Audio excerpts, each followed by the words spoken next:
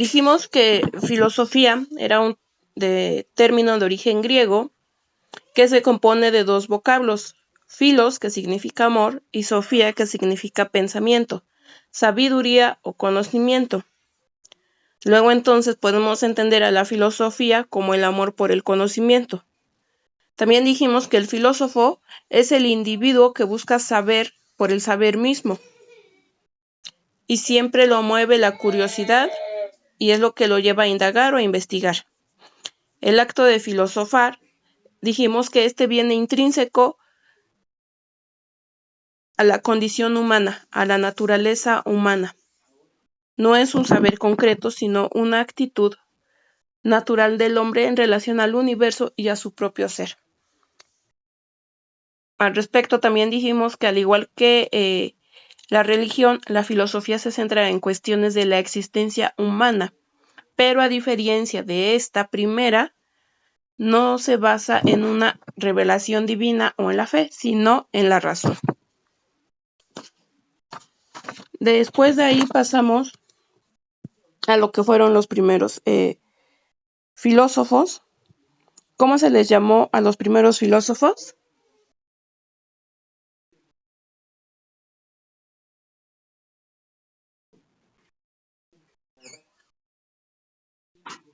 Así es, presocráticos.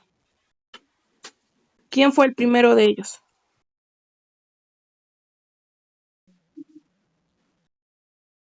¿Qué podemos decir de Tales de Mileto?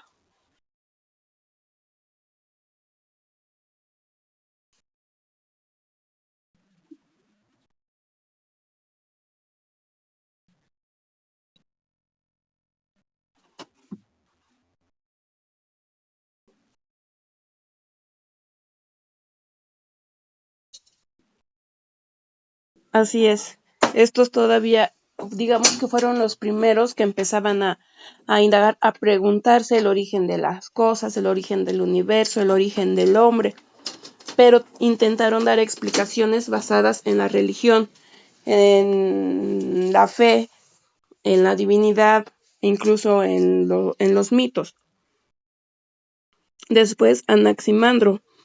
Todos estos filósofos presocráticos trataron de dar explicación a la existencia de las cosas, a esas preguntas que les surgieron a través de fenómenos naturales, a través de divinidades, a través de mitos, unos a través del aire, como Anaxímenes, que decía que el aire es lo que nos mueve y lo que nos envuelve y lo que mantiene al mundo.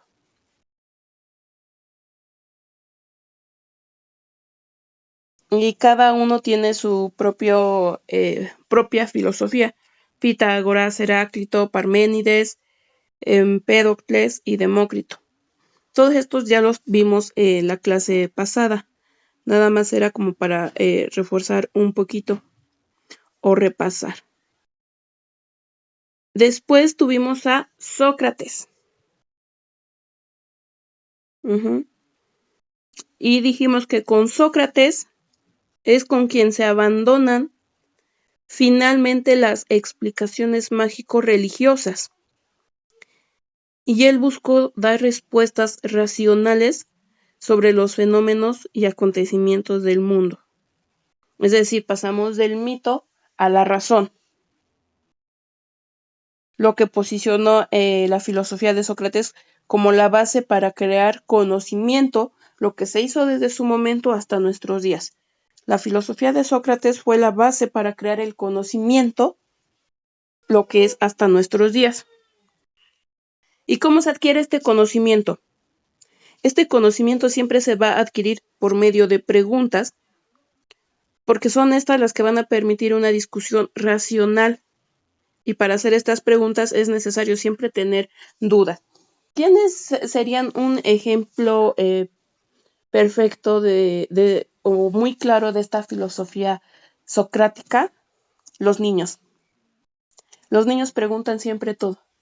Mamá, ¿qué es esto? O papá, ¿para qué es esto? ¿Y cómo se llama? ¿Y por qué? ¿Y para qué? Y luego hasta nos desesperamos a veces, ¿no? Ah, ya tú preguntas todo, eres muy preguntón. Pero ellos están filosofando. Ellos están creando su filosofía. Es exactamente el ejemplo más claro. ¿Qué tienen ellos? Curiosidad, dudas. ¿Y qué los lleva, a qué los lleva? A preguntar. Y mientras más les contestamos, entre más preguntas contestemos, más preguntas ellos crean. ¿Para qué es esto? Ah, para esto. ¿Y eso para qué es? ¿Y para qué? ¿Y a quién le sirve? ¿Y quién lo necesita? ¿Y cómo se llama? ¿Y cómo se hace? ¿No? Los niños siempre tienen una edad, no sé, de más pequeños, como de, que será 4 a 8 años, en donde preguntan todo, todo, todo, todo. Ese es el ejemplo más claro de este tipo de método socrático basado en preguntas. Entonces,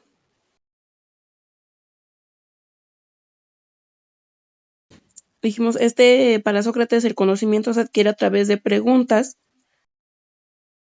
y para hacer estas preguntas es necesario tener dudas, perdón, sobre todo lo que ocurre. Es decir, debemos de mantenernos curiosos, alertas y dice escépticos ante los fenómenos del mundo. ¿A qué se refiere esto? Y escépticos ante los fenómenos del mundo. ¿Cómo lo entienden ustedes? ¿Por qué para nosotros obtener conocimiento debemos de ser escépticos ante los fenómenos del mundo?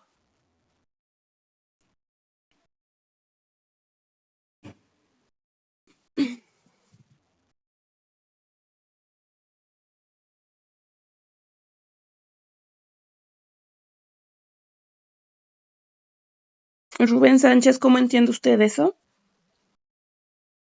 ¿Por qué para que nosotros obtengamos conocimiento debemos de mantenernos también escépticos ante los fenómenos del mundo?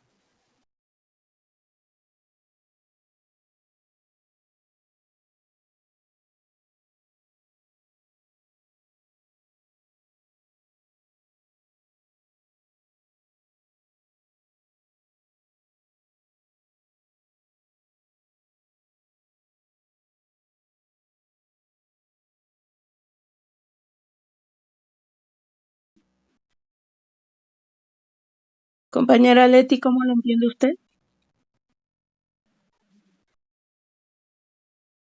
A ver,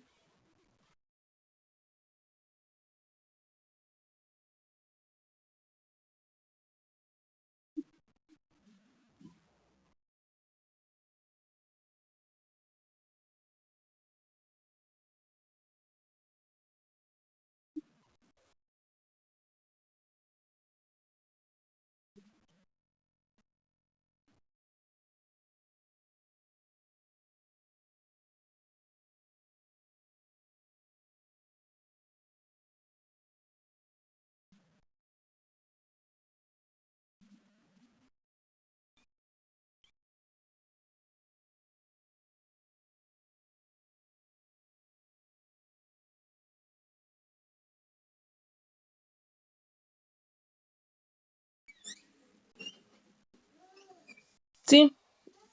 Eh, Escépticos, dice, para adquirir conocimiento debemos de mantenernos alertas, curiosos y escépticos, porque a veces hay fenómenos que se los podemos atribuir a lo divino o a lo religioso. Entonces, por eso dicen y un poco escépticos, es decir, que no demos explicaciones todo eh, relacionado a lo divino, a lo religioso, a lo mágico, sino que siempre nos preguntemos o tratemos, mejor dicho, de encontrar una respuesta razonable o racional. A eso se refiere ese párrafo. Entonces, a partir de ahí va a cambiar la filosofía. Y para Sócrates también va a comprender la justicia, el amor, la virtud, la ética y la moral como las fuentes del conocimiento. Él decía también que la ignorancia y el vicio están íntimamente relacionadas, así como dijimos, el conocimiento y la virtud.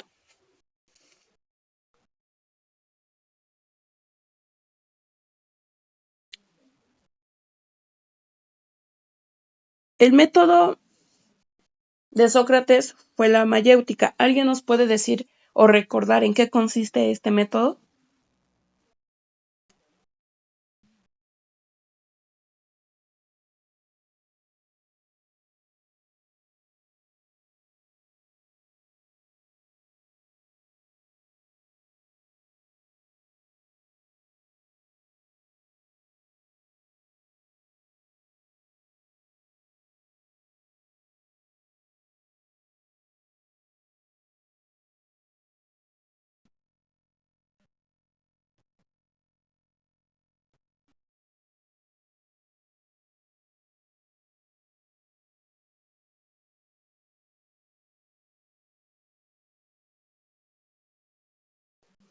Así es.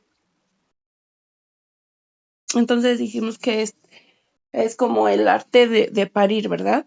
De parir conocimiento o de dar a luz conocimiento a través de qué? Del diálogo entre maestro y discípulo con la intención de qué? De llegar al conocimiento, a la esencia, a los rasgos universales de las cosas. Entonces, la mayéutica es el método socrático de enseñanza basado siempre en las preguntas, en el diálogo entre maestro y discípulo. Es como también lo que se da en las escuelas, ¿no? Si tenemos curiosidad, hay alumnos que somos o fuimos a lo mejor muy penosos, reservados, callados, por miedo a que nuestra pregunta fuera a lo mejor irrelevante o fuera hasta burda. Y no preguntábamos, pero había quienes sí preguntaban pues todo.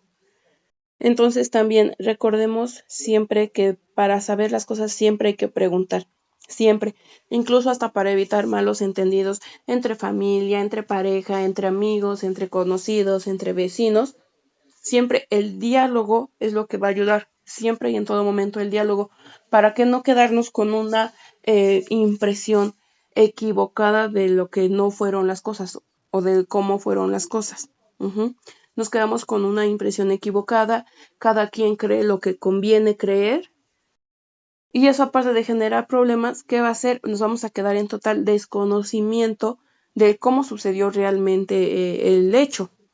Entonces, siempre eh, habría que aplicar el diálogo, siempre, siempre, siempre. Nos va a ayudar a qué? A tener conocimiento, a ampliar, a entender y comprender por qué sucedió lo que sucedió. Y obviamente pues nos va a ayudar a, a no romper con esos lazos de amistad, se podría decir. Bueno, ¿quién fue el discípulo de Sócrates? Platón. Ujú. Este desciende de una familia, ya habíamos comentado, aristocrática, y era un familiar del último rey de Atenas. Y él ideaba mucho la democracia, pero cuando la oligarquía, que era de donde él provenía, condena a Sócrates, él empieza a cambiar esa idea de democracia. Ujú. Y lo que culminó que él cambiara esa idea también un poco fue cuando condenaron a Sócrates. Entonces, entre esas experiencias o decepciones, Platón desarrolla una teoría de Estado basada en la vida y en los asuntos políticos de la ciudad de su ciudad en ese entonces. Después se alejó de Atenas y fundó su propia academia, o la primera, mejor dicho, fundó la primera academia del mundo que recibió el nombre de academia. Los textos de Platón están escritos en forma de diálogos y dijimos de los famosos, mencionamos a Fedro, que habla sobre el amor y la belleza, a Fedón, sobre la inmortalidad del alma, el banquete, el Gorgias y quizá el más relevante y representativo, la República. ¿Por qué el más representativo es la República? Porque en ese es donde plasma una serie de utopías sociales que siguen siendo discutidas hasta nuestros días, que son utopías sociales, digamos una sociedad, una política, una democracia ideal, perfecta, que no va a existir.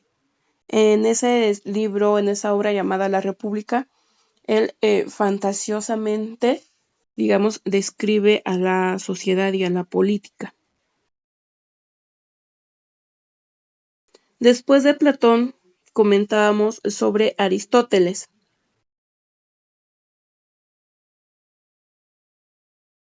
Dijimos que Aristóteles fue el discípulo de Platón, el más popular en la historia de la filosofía. También fundó su propia escuela. Y este señor pensaba que los elementos de la realidad eran singulares y eran las cosas mismas. Desarrolló la idea de la sustancia y la dividió en tres tipos. Mencionábamos la sustancia sensible y perecedera, la sustancia sensible y externa y la sustancia inmóvil. Y él desarrolla una filosofía realista, a diferencia de Platón, que desarrollaba una filosofía basada en las ideas. ¿Por qué en las ideas? Porque Platón decía, para que algo exista, eso me faltó tal vez retomar de Platón. Él también basaba mucho su filosofía en las ideas. Él decía que para que algo exista, primero debe de existir en la mente. ¿Cómo entienden esto? Para que algo exista, primero debe de existir en las ideas. Para nosotros, ¿qué hace un carpintero para crear primero una silla? Se la imagina, cómo la quiere. Entonces, antes de existir en la materia, como es de madera o si es de metal, ¿en dónde existió primero? En la idea, en la mente. Para Platón, el origen de todas las cosas siempre está en las ideas. ¿Por qué? Porque primero las imagina uno, las idealiza, las dibuja en la mente. Y creo que todo. Si vamos a hacer, no sé, una prenda de vestir, ¿qué hacemos? La diseñamos primero, la visualizamos, la desarrollamos imaginariamente. ¿Cómo nos gustaría que se viera? Para, no sé, ¿qué otra cosa? Una casa. Construir una casa, la construimos a nuestro gusto, pero ¿por qué? Porque primero pensamos cómo la queremos. Primero la imaginamos, la visualizamos. Después, no sé, a lo mejor a mí me gusta una casa grande, hay de todos gustos, ¿eh? Puede ser a mí en lo personal, no sé, una cabaña tal vez, rústica, con chimenea, de teja. La estoy imaginando. Después de eso, ¿qué voy a hacer? La voy a plasmar en un papel, ¿no? Un poco más acorde para que me entiendan cómo la quiero. Y después, ya el arquitecto, el albañil, el constructor la va a edificar. Pero ¿en dónde existió primero esa casa? En mi mente, ¿sí? Entonces, la filosofía de Platón era esa, era idealista. Para él primero todo debería de existir en la mente y después ya en materia. Esa es la filosofía de Platón. Antes de que existiera en la materia, primero las cosas existían en la idea. La idea. Por eso para él, la explicación de la existencia de todas las cosas son las ideas. Él explicaba todo basado en las ideas. Y Aristóteles no. Aristóteles cambia esa filosofía, deja la filosofía desarrollada por Platón de las ideas y él considera una filosofía realista. Quería ver las cosas en sí mismas como entes dinámicos, o sea, es decir, en movimiento, individuales y concretos. Entes, aquí ya no eran ideas, sino aquí Aristóteles ya visualizaba todos los objetos, todos los fenómenos como palpables, medibles, con con características específicas, con cualidades ya dadas, individuales, concretas. Ya Aristóteles, por eso es que Aristóteles desarrolla la idea de la sustancia, porque ya está hablando de lo real, de lo que se puede palpar, de lo tangible, de lo existente, y la divide en tres tipos: la sustancia sensible y perecedera, la sustancia sensible y externa, y la sustancia inmóvil. Él determina, en estos tres tipos, él va a clasificar el tipo de sustancia que compone cada ser existente en el mundo. Y para él, la esencia de un objeto era el objeto mismo. Hablábamos también del alma. Según este filósofo Aristóteles, todos los seres vivos tenemos un alma. Dice que el alma es la potencia de la vida y del cuerpo, que es lo que nos mueve, pero también dice que el alma no es la misma para todos. Por eso es que hay distintos tipos de potencias. Es claro, ¿no? Todos somos diferentes. Todos, y hasta los animalitos, las flores, todos tenemos nada más un alma en específico. Para Aristóteles, el alma es lo que nos mueve, lo que nos guía, lo que nos hace ser.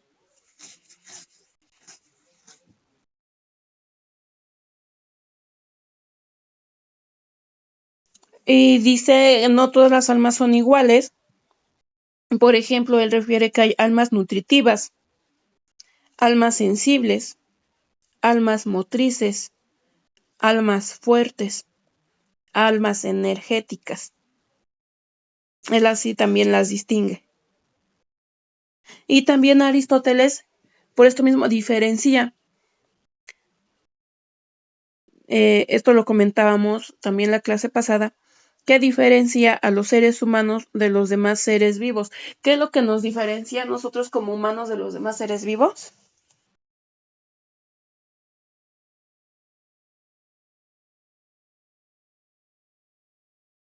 Sí, pero Aristóteles lo que nos diferencia a los humanos de los demás seres vivos, de las plantas, de los animales, es el intelecto activo. Lo que decía el compañero, un nivel de conciencia. Conciencia es conocimiento. Ciencia es conocimiento. O sea, es lo que significa la palabra. ¿Qué significa la palabra ciencia? Conocimiento. Conciencia es con conocimiento. A veces decimos, lo hice con conciencia o a conciencia, ¿no? O sea, lo hiciste sabiendo y conociendo las causas de hacerlo o de no hacerlo. Entonces es eso, conciencia es con conocimiento, lo que decía el compañero. Tener cierto nivel de conocimiento, de conciencia, sí.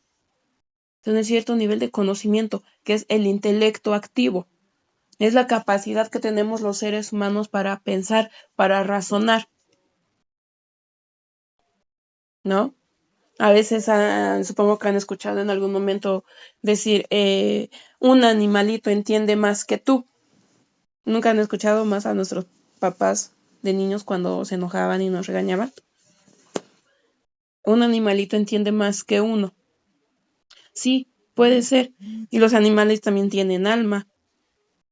Y también tienen un cierto grado de conciencia. Pero un animal nunca va a razonar tal vez una suma, una multiplicación y cualquier tipo de no sé, operación, didáctica e incluso, pues no sé, razonar sobre ciertos fenómenos de la vida. Entonces sí, lo que nos diferencia es esa capacidad que tenemos los seres humanos, porque todos la tenemos, todos en absolutamente, todos tenemos esa capacidad de razonar, de pensar. Eso es lo que nos hace diferente de los demás. Todos tenemos alma. Todos los seres vivos tenemos un alma. y esa alma es lo que nos mueve, para Aristóteles. Lo que nos hace diferentes es la capacidad que tenemos los seres humanos para razonar, para pensar. Ujú.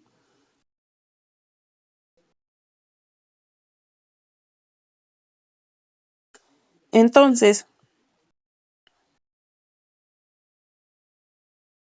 para Aristóteles, si a los seres humanos nos diferencia el intelecto activo de los demás seres vivos, nos considera inmortales. ¿Por qué inmortales? Porque dice que la actividad del conocimiento que producimos nos hace inmortales. Y eso es lo que nos hace seres racionales. O mejor dicho, el ser racional es lo que nos hace inmortales. ¿Por qué esa frase? ¿Alguien, cómo la entienden? ¿Por qué el ser racional nos haría inmortales? Podemos decir, no, pero no tiene nada que ver, al final de cuentas, pues todos terminamos muriendo, ¿no? De una u otra manera. Entonces, ¿a qué se refería Aristóteles cuando dice esto? Que el ser racional nos hace inmortales.